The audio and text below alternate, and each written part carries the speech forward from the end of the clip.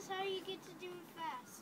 First this way, in position, and then hand up to see if there's a lot of air moving. If it's not, just wait, and then wait for maybe as long as you want on the clock. Then you put your hand up again and see if it's breezy and windy.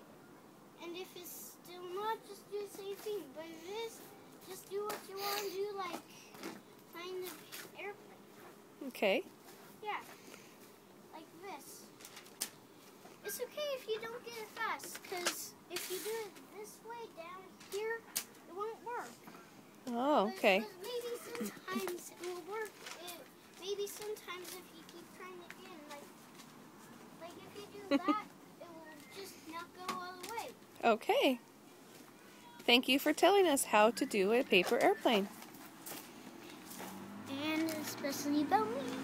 I don't know how to make one. But you're learning. Yeah. Okay, I'm done with the video. Okay, say goodbye then. Bye.